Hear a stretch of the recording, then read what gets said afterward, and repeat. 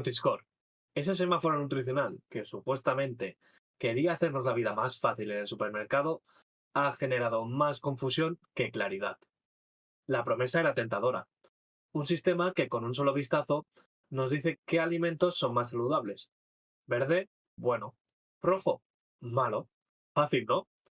Bueno, quizás no tanto, porque detrás de esos colores hay una serie de cálculos y criterios que pueden hacer que un aceite de oliva parezca menos saludable que unos cereales ultraprocesados.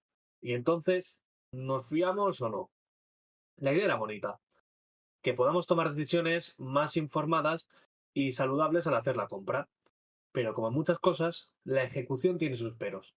Para empezar, el Nutri-Score es voluntario, lo que significa que algunas marcas pueden decidir no usarlo si no les conviene. Luego está el pequeño detalle de que no distingue entre alimentos frescos y ultraprocesados, ni nos dice nada sobre aditivos o calidad de los ingredientes. Vamos, que puede ser útil, si lo usas con pinzas y una buena dosis de escepticismo. Y ahí radica el problema. ¿Es realmente una herramienta para mejorar nuestra alimentación o simplemente otro truco de marketing disfrazado de ciencia? Como siempre, la clave está en entender cómo funciona antes de dejarnos llevar por los colores y las letras. Hoy, en Patatas Traigo, nos metemos de lleno en el tema para descubrir el motivo de por qué Nutri-Score, que quería ser el héroe de nuestras compras, se ha convertido en otra idea que se va al cajón desastre.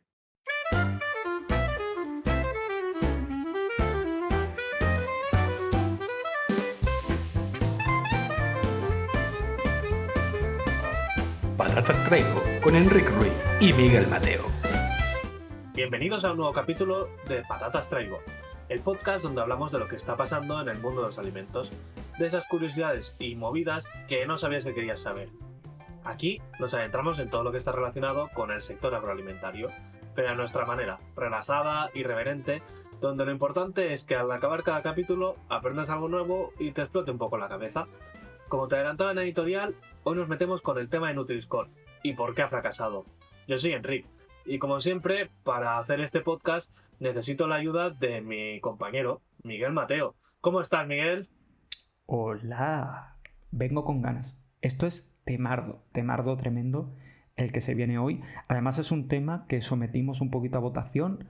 Spoiler, si nos estás escuchando y no recuerdas haber votado, lo mejor es que no nos sigues en Instagram. Así que únete porque nos gusta preguntaros qué próximos temitas queréis que hablemos. Y el de Nutri-Score, la verdad es que fue bastante votado. Todo se une a que parece que el castillo de naipes se cae, Enrique, y me parece un temazo hoy. Sí, este capítulo lo teníamos en la batería de capítulos que queríamos lanzar y cuando nos decidimos a prepararlo para explicaros un poco cómo funciona el sistema y todo esto, de golpe la Unión Europea decidió que ya no le molaba Nutri-Score y que se lo cargaba. Pero antes de esto, Miguel, tenemos que explicarle algo muy importante a nuestra audiencia. Si os tenemos que decir, que recordar una vez más, si seguís este podcast, tal vez lo habréis escuchado en capítulos anteriores, pero desde Patatas Traigo somos embajadores del Pint of Science 2025. Es decir, Embajadores, una fantasía. 19, 20 y 21 de mayo en los bares, una fantasía divulgativa que une que te enteres de cositas de ciencias que te aplican en el día a día, que te pueden ayudar a ser una personita mejor y más culta, con tomarte una cervecita o, yo siempre lo mantendré en este podcast, también te puedes pedir un cafelito. Exacto. Entonces, en la descripción de este capítulo os dejamos el enlace a la página de Pint of Science. Allí podéis ver en vuestra ciudad o cerca pues qué charlas, qué eventos va a haber y reunid a vuestros amigos y amigas y pasad una tarde de ciencia y cervezas, que eso siempre mola.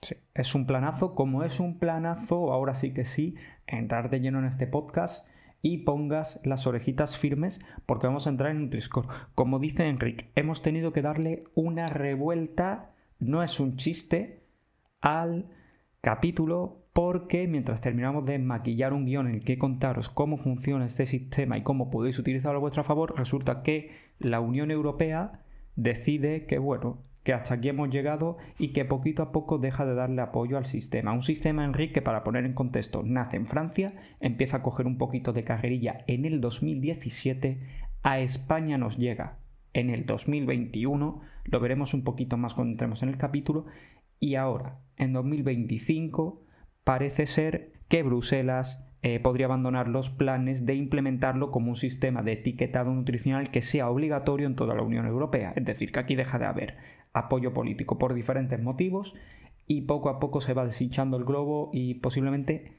desaparezca igual que apareció, sin hacer mucho ruido. Lo podemos decir. O sea, era terrible. Era horrible. Terrible y esta noticia ha sido algo muy bueno, la verdad. ¿Cómo funcionaba? Da alegría decir que era horrible. O sea, era horrible, sí. Mola decirlo en pasado. Exacto. Me encanta cuando la conjunción verbal provoca sonrisas en la gente. Pero explica un poquito cómo realmente sigue funcionando. Exacto, cómo sigue funcionando, porque de momento ahí sigue. Nutri-Score. Muy sencillo. Se trata de un etiquetado frontal que en principio nos quiere facilitar la vida y clasifica los alimentos con 5 niveles. Como un semáforo. El verde es el color bueno, es ok, ¿vale? Y el rojo es malo. Y entre medio tenemos el amarillo o naranja. Entonces, a esos 5 niveles y colores se les asigna una letra. La A es la mejor, ¿vale? Y la D y la E son las peores.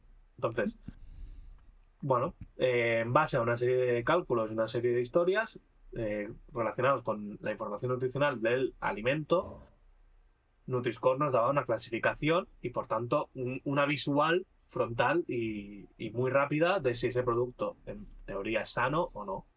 Lo explicas muy fácil, pero realmente es una paranoia gordísima este sistema. Sí que, como dices, además se le conoció como el semáforo nutricional y en un principio, cuando se empieza a hablar de esta mecánica, suena bastante interesante. Yo lo voy a decir abiertamente en este podcast. Cuando empezó a salir de Francia y lo vi por primera vez, pensé que podía ser una idea chula, una idea que funcionase. Dije, oye, pues visualmente es un semáforo, todos sabemos lo que es un semáforo, podría funcionar bien. Ya cuando lo ves empezar a funcionar realmente y empiezas a jugar con él y cómo va puntuando, empiezas a encontrarle los problemas. Y aunque en tu explicación suena como súper sencillo, que creo que es lo que se intentaba transmitir, el sistema de puntuaje que tiene detrás es tan retorcido que da mucho juego, cuesta de entender. Voy a intentar explicarlo un poquito para quien nos está escuchando, ¿vale?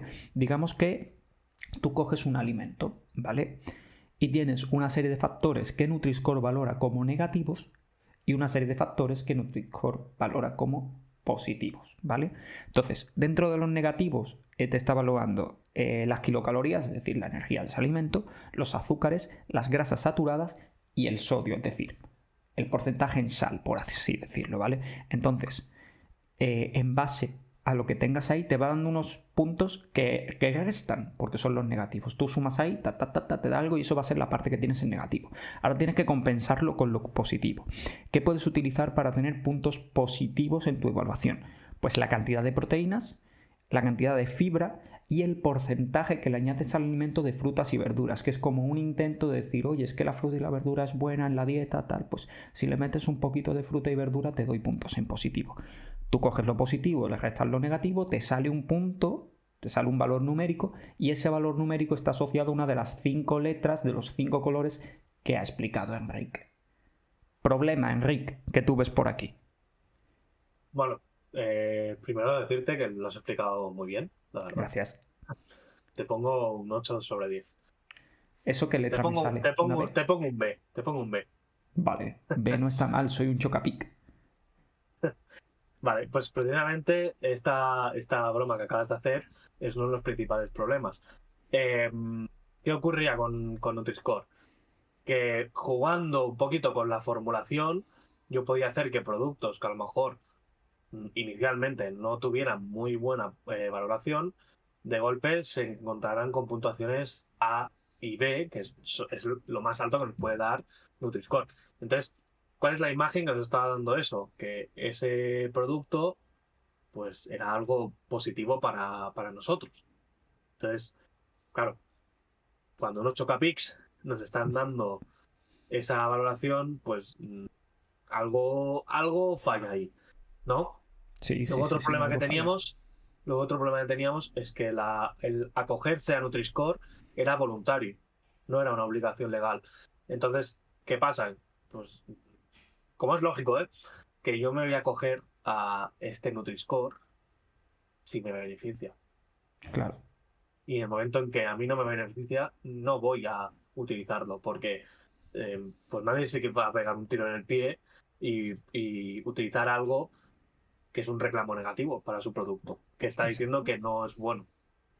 Al final la Entonces, idea es poner un reclamo que está además en el frontal, que está en la cara delantera y que además es con un color, digámoslo así, llamativo, que es la intención que tiene. Entonces, como tú exacto. dices, Enrique, si esto es voluntario, yo hago mis cálculos tal como hemos explicado hace un momentito y me sale una puntuación negativa, digo, oye, pues mira, que yo no lo uso. Claro, en teoría esto poco a poco se iba a ir perfeccionando para hacerlo obligatorio, pero ahora nos encontramos la noticia que nos ha hecho alterar el capítulo, que es que dice la Unión Europea que bueno, ¿para qué hacerlo obligatorio si tampoco es que funcione? ¿Qué para qué? ¿Que para qué? Que mejor busquemos otra cosa. Pero aquí a mí me gustaría recordar, ¿vale? He dicho que en 2021 entra esta movida en España. Es que en 2021 son hasta 7 los países que se comprometen a implementarlo y a apoyar que esto avance en toda la Unión Europea, España entre ellos, pero Bélgica, etcétera, ¿no? Y ahora Pero como que todos la verdad reculan es que, fuerte. y la verdad es que tampoco nunca se llegó a hacer un gran esfuerzo a nivel No. legislativo ni como medios de presión. O sea, nunca se llegó a hacer un esfuerzo real para que eso saliera adelante. Entonces, bueno, se quedó en papel mojado. Se ha hecho gastar bastante dinero a muchas empresas en imprimir envases, etiquetas y horas de trabajo para calcular todos tus productos en Nutri-Score. Y bueno, esperemos que de alguna forma todo este trabajo se pueda reaprovechar para no tirar toda la basura. Pero bueno, ¿cuál era la finalidad en la que estaba pensada Nutri-Score? Que realmente uno de los problemas por los que falló es que nunca se llegó a explicar realmente cómo funcionaba y para qué servía. Sí. Entonces, la idea estaba pensada para que tú visualmente y de forma sencilla pudieras comparar la misma categoría de productos. Es decir, esto servía para que compararas, por ejemplo, aceite de oliva con Coca-Cola. Porque no era la finalidad con la que estaba pensado, aunque mucha gente lo hacía. Mucha gente no entendía el por qué a lo mejor un aceite de oliva tenía una clasificación, una E, que es una mala nota, y una Coca-Cola podía tener una A. Sí. Entonces, esto chocaba mucho porque la gente no estaba utilizando para la concepción que se había establecido, que era coge dos productos de la misma categoría, por ejemplo, dos yogures, y compáralos con Nutri-Score. Si cogemos dos yogures y uno tiene una A y otro tiene una B, en principio el yogur con la A siempre va a ser un mejor producto que el yogur con la B. Entonces, eso es el sistema tal como está concebido para que se utilice, para comparar productos que sean iguales. Pero es que esto no se ha entendido y estamos hablando que de 2021 se estaba buscando unanimidad. Entonces, algo Es que falla no está explicado. cuando... Claro, es que no se explica nada. Y la idea del sistema es comparar mismas categorías de producto. Pero es que eso tiene también, para mí tiene matices, porque yo me meto en el supermercado, Enrique, ¿vale? Y si me meto en la calle de las leches, ¿vale? Puedo comparar productos, puedo comparar leches. Leches, oye, leche entera, semidesnatada, desnatada, con lactosa, lo que tú quieras, ¿no? Puedo comparar. Si me voy a la calle de los quesos, puedo comparar entre diferentes tipos de quesos, ¿no?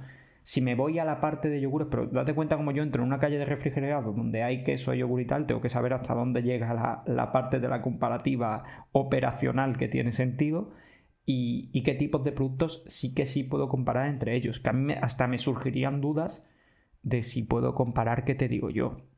Yogures de sabores con yogures naturales, con yogures griegos, o si a lo mejor aquí algún iluminado me diría, no, hombre, compara solo los griegos entre los griegos, no los compares con los otros. Claro, es que eso podríamos meternos o sea, podríamos no acabar nunca, porque a lo mejor te dirían, ¿no? Pero compara los griegos, no puedes comparar los griegos desnatados con los griegos no desnatados. Entonces, entraríamos como en una espiral y a lo mejor hacer la compra te tardarías 3 horas. Claro, es que el tema ya solo de la comparativa, vale, a grosso modo sí que se puede explicar y entender muy fácilmente que no compares la Coca-Cola con el aceite de oliva y con el embutido, ¿vale? Son cosas totalmente diferentes, son cosas que consumes de forma muy diferente y que te aportan cosas muy diferentes. Que no te cuadre ver una B en una Pepsi, en una Coca-Cola, en un refresco, lo podemos discutir en otro ámbito, pero en teoría tú comparas las bebidas y, oye, por el motivo que sea con el puntuaje, pues han salido bastante bien defendidas, que es otro debate aparte, ¿no? Pero tú comparas las Creo, bebidas y tal, pero no me lo creo compares que con aceite. creo que un gran fallo, tal como yo lo veo, es que esto tal vez se concebió más para que la industria pudiera calcular de forma rápida eh, cuál era el nivel de sus productos, si eran buenos o malos, y en base a eso pudiera reformular más que como un sistema para que en el súper pudieras identificar y rápidamente hacer distinguir productos buenos de malos. Creo que ese es uno de los problemas que tuvo Nutri-Score, que el enfoque que al menos el enfoque que se le dio fue erróneo, porque creo que se planteó muy desde el punto de vista de la industria. Sí, y a ver, a nivel de industria puede ser una herramienta interesante para puntuarte a ti mismo y para valorarte. Oye, yo te doy unos estándares, tú te evalúas y te sale una letra.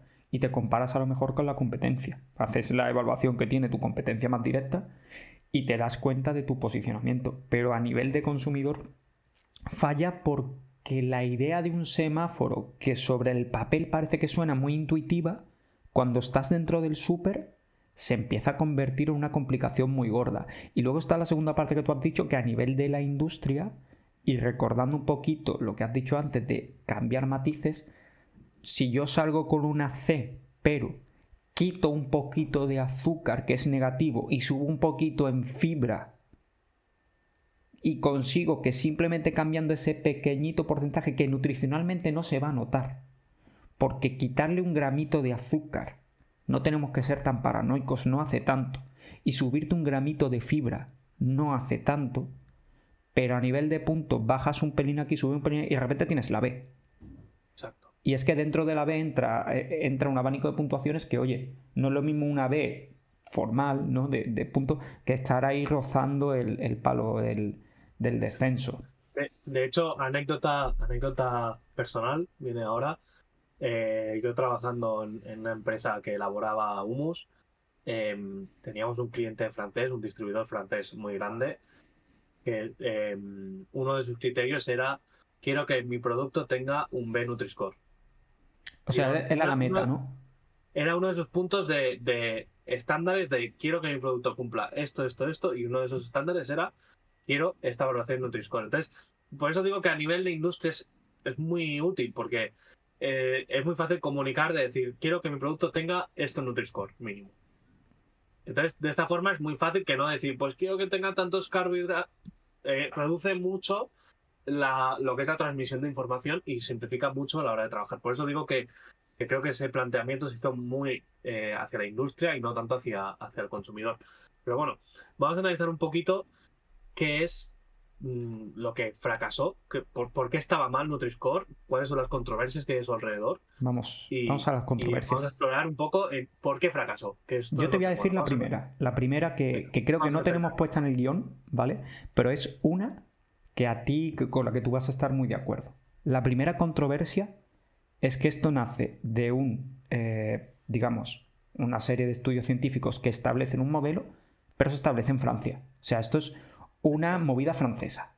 Y tú te ríes ahí al otro lado de la pantalla. ¿Pero qué supone que sea una movida francesa, Enrique? Que el sistema Nutri-Score está muy adaptado a la cultura gastronómica francesa. Entiéndeme, se cocina con mantequilla, se valoran muy bien los quesos, ¿vale? Entonces, ¿qué es lo que pasa? Que cuando lo sacas de Francia y te lo traes, por ejemplo, a España, que así nos vamos a entender muy fácil, el aceite sale súper mal valorado, pero claro, es que tú vienes de un sistema que se ha elaborado en un lugar donde el aceite no se considera y la mantequilla sí. Entonces te puede pasar que te lo traigas a España y las mantequillas salgan súper bien puntuadas porque está muy adaptado a no tocar los productos culturales franceses, pero no los de otros países, tío. Eso ya genera un sesgo. Otro motivo para odiar a Francia. Te he dicho que te iba a gustar este punto. Pues exacto, esto es un primer punto bastante importante. No se ha concebido a nivel europeo, sino que se concebió en Francia y ese modelo se exportó al resto de Europa. Entonces, es lógico pensar que no se va a adaptar de la misma forma en todos los territorios de la Unión Europea. Y ese Entonces, motivo va a abrir el cajón desastre de todas las controversias que vamos a ver ahora. Te vas a dar cuenta. Es genial. exacto. Y de hecho, va un poco ligado también a el porqué de nuestro primer punto, que es que Nutri-Score es bastante injusto contra productos tradicionales respecto a ultraprocesados. Es decir, Vaya. el, ultra- el ultraprocesado siempre normalmente va a salir mejor parado con la valoración de Nutri-Score que productos tradicionales, como pues, por ejemplo ya hemos hablado aquí, el aceite de oliva, los quesos también, aunque tienen una valoración, aunque hemos dicho que no está concebido para afectar a los productos franceses tradicionales, que pueden ser el queso, sí que es verdad que la puntuación que sacan los quesos en Nutri-Score en general son bastante baja. Sí. Entonces, claro, esto es la controversia que nos encontrábamos de por qué una Coca-Cola o unos Chocapic tienen una A o una B y mi aceite de oliva o mi queso tiene una D o una E. Pues sí. Y esto Sí, es sí. por lo que no se por lo que no se entendía ni por lo que la gente concebía Nutri-Score como algo útil. Es que empezamos fallando si un ultraprocesado, y hasta se puede comprender un ultraprocesado, digamos que al tener un mayor margen de ingredientes también tiene un mayor margen de jugar a modificar. Oye, tú no puedes modificar la composición de un aceite de oliva. Si me puntúas mal la grasa, me puntúas mal la grasa. Y es que soy un 99% grasa. No puedo arreglar la puntuación. Digamos que incluso llega a ser más limpio en ese aspecto un ultraprocesado donde hay un mayor margen de maniobra, porque lo que yo explicaba antes, puedo restar y sumar en más sitios de la composición del alimento. Y esto al final al consumidor lo que le transmite es los ultraprocesados son mejores que los productos más tradicionales o artesanos. Que un Entonces, aceite de esto oliva, es o un sea, es problema. que duele. Yo te decía, digo, por poner un poquito solo de contexto, cuando se trajo en 2021 el Nutri-Score hacia España y se empezó a jugar un poco con él, se decidió como que a nivel de España, a nivel de gobierno y tal, digo, oye, vamos a hacer una encuesta, ¿no? Porque estamos preocupados, tío. Es que nos lo hemos traído y los aceites salen con una D. ¿Qué puede pasar? Y hicieron una encuesta muy chiquitita, la verdad es que a nivel de repercusión me pareció patética porque no llegó ni a 500 personas el tema de los encuestados. Pero se le preguntaba a la gente, se le ponían 4 imágenes de 4 aceites, un aceite de oliva virgen extra, un aceite de oliva, un girasol alto oleico tal y una mantequilla. Y yo te pregunto, Enrique, oye, ¿cuál de estas grasas te parece la más saludable? El aceite de oliva, ¿Y necesitas Nutri-Score para responder eso? no. No. Entonces, como encuesta vamos mal, ¿me entiendes? O sea, en un país con una cultura muy hacia el aceite de oliva no me hace falta un Nutri-Score, entonces me parecía como una encuesta un poco patética. Llegaron unos resultados de que prácticamente todo el mundo, un 70 y pico por ciento iba a seguir consumiendo el aceite igual, un 10% decía que iba a comprar más aceite de oliva, aquí se dieron como palmadas en el pecho, oye, que aplicar Nutri-Score no está tan mal, que un 10% dice que compra más, y se guardaron en el cajón desastre que quedaba un 17% que decía que compraba menos. Digo, a ver, estamos haciendo que haya un porcentaje de gente que no quiere comprar aceite. Creo que la estamos liando con este Nutri-Score. Pero al final, para que nos demos cuenta de cómo introducir este sistema en nuestra forma de consumo, sí que alteraba, y no de manera beneficiosa, a un alimento que sí se percibe como más sano que un ultraprocesado. ¿Y qué hizo la industria del aceite? Pues la industria del aceite dijo, oye, salgo con C y con D. Primero pidió que se cambiase el sistema. Entonces, aquí es el segundo cajón desastre que podemos abrir. Como tú estás importando un sistema francés a otros países, dices, bueno, podemos intentar adaptarlo. Cambiamos algunas variables según el país al que lo vayamos a llevar, ¿no?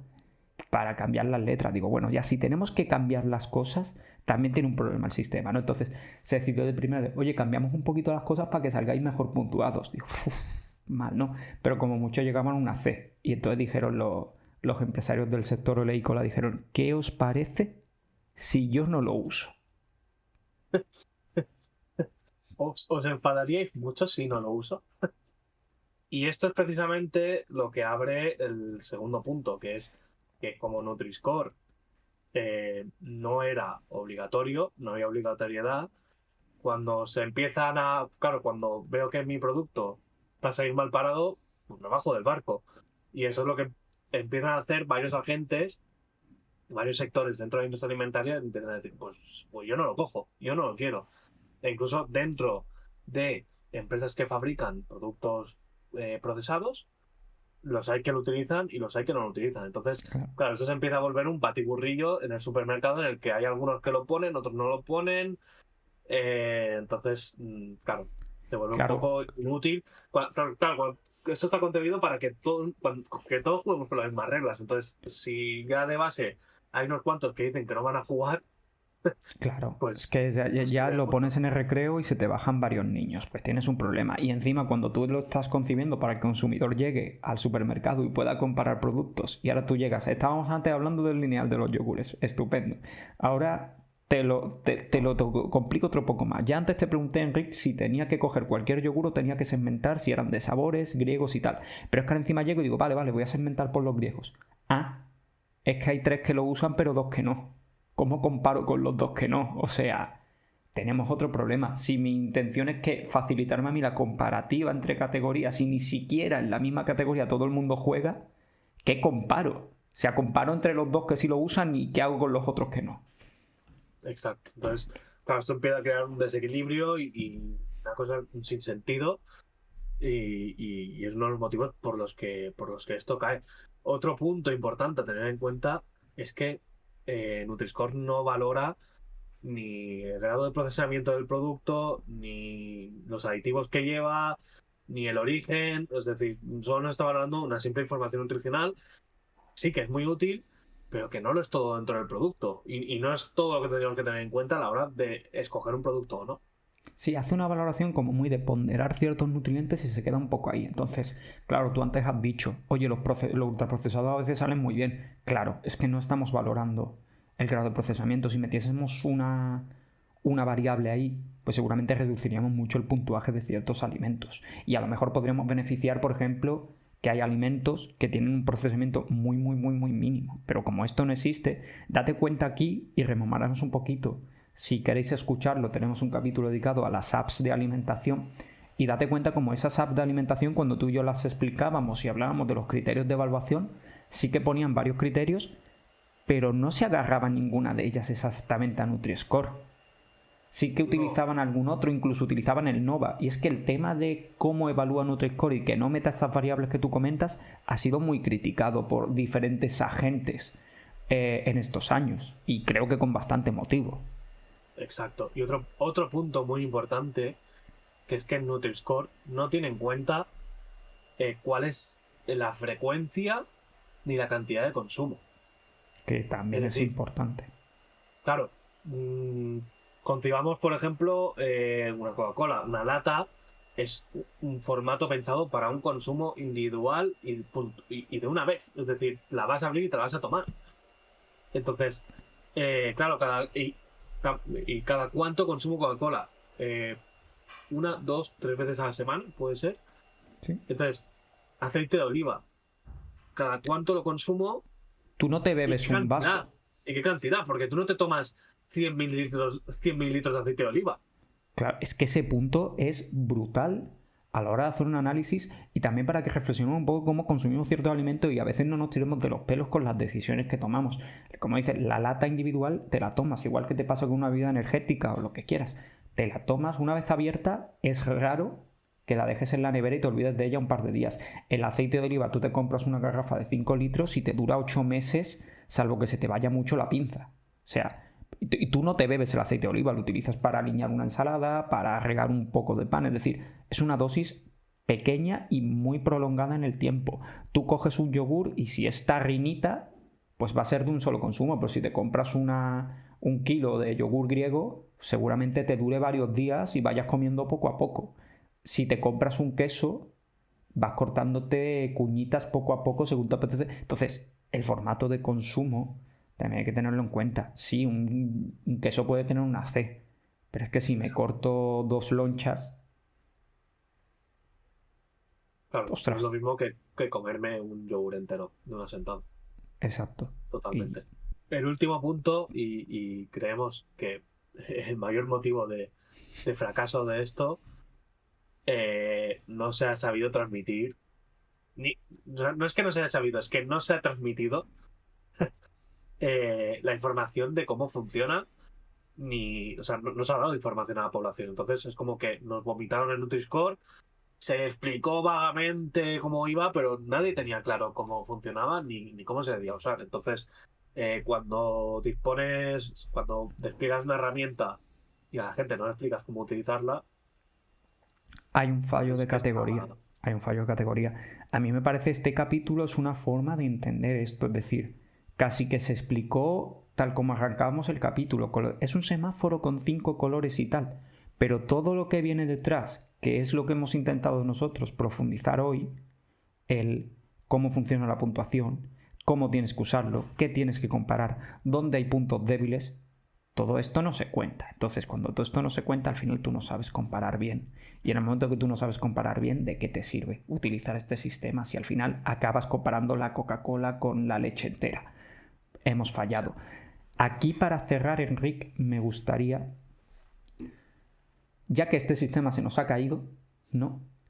Creo que tú y yo pues, podemos avecinar que vendrán nuevas ideas en el futuro. Es decir, este sistema se cae, pero creo que sí que acabará llegando otro sistema de información frontal, ¿no? La FDA, te pasaba yo el otro día una noticia de que estáis jugando un poco a obligar el tema de la información nutricional en la parte delantera. Conocemos desde hace ya muchos años el tema de los sellos chilenos, este sistema de puntuación que se utiliza en Latinoamérica y que me parece una forma mucho más entendible y práctica de transmitir información, que son unos, para si alguien no lo conoce, oye, poniéndolo un poco en Google se encuentra fácil, pero son unos sellitos así octogonales negros que están seleccionados unos 6 o 8 que dependen de una cantidad que haya en el alimento. Si es alto en azúcar porque supera un criterio, un valor establecido por 100 gramos, tienes que poner sí o sí en el frontal tu sello negro de que eres alto en azúcar, de que eres alto en grasas, de que eres alto en sodio. Es un sistema que creo que es mucho más comprensible y que no te requiere tanto rollo de comparativas y de líos. No sé si algún formato así acabará llegando aquí. Yo creo que este tipo de sistema lo adaptaremos un poco a Europa. Creo que el tema de los colores no estaba mal. El concepto del semáforo estaba muy bien porque con colores visualmente ves muy rápido sin productos es bueno o es malo. Entonces creo que un sistema de semáforos adaptando el sistema chileno con los claims estos de si es alto en grasa, creo que algo así podría estar bastante bien. Y yo creo que al final daría la información rápida y necesaria para la gente, porque al final lo que está claro es que el etiquetado nutricional se puede mejorar, el etiquetado en general se puede mejorar mucho, y este tipo de etiquetados frontales creo que nos ayudarían a tomar decisiones más conscientes a la hora de hacer la compra. Entonces, que en el frontal del alimento tú tengas unos claims o unas señales en plan de, pues esto es alto en grasas, alto en azúcar y alto en sal. Y ahí tú decides si quieres comprar. En lugar de hacer una comparativa de decir, no, porque este es mejor, porque tiene 1 gramo menos de azúcar. Creo que lo que hay que hacer es darle la información a la gente y que la gente decida por sí mismos si quieren consumir o no ese producto. Sí. Sin más. Al final creemos que el camino tiene que ser empoderar al consumidor para que pueda tomar decisiones conscientes a la hora de hacer la compra. Y hacerlo con herramientas muy sencillas que ayuden a entenderlo fácil. Y yo creo que aquí en este punto es donde termina el capítulo de hoy. Como os hemos contado, estos son todos los motivos que llevan a que Nutri-Score se vaya como que barriendo otra vez debajo de la alfombra, y un camino sin pena y sin gloria, como el de Hazard en el Madrid, se me ocurre. Es un símil bastante guapo. Y aquí se termina el capítulo de hoy. No nos queremos despedir sin recordar una vez más que desde Patatas Traigo somos embajadores del Buy Not Sign los días 19, 20 y 21 de mayo. Busca, te dejamos en la descripción del capítulo pues más información, el enlace a la web para que busques qué hay en tu ciudad, pero echa un vistazo porque cositas como esta contadas con una cervecita en un bar, seguro que entran súper bien. Entran bien. Y bueno, nosotros nos despedimos. Esperamos que hayáis disfrutado, que hayáis aprendido un poquito cómo funcionaba Nutri-Score. No os preocupéis que de aquí a unos meses desaparecerá. Así que este conocimiento que os he montado lo podéis desechar dentro de unos meses. Y nada, esperamos que lo hayáis pasado bien. Si os ha gustado, compartid, suscribíos, dad like y comentad. Comentad de qué os gustaría que habláramos. Y nos vemos en un próximo episodio. Chao.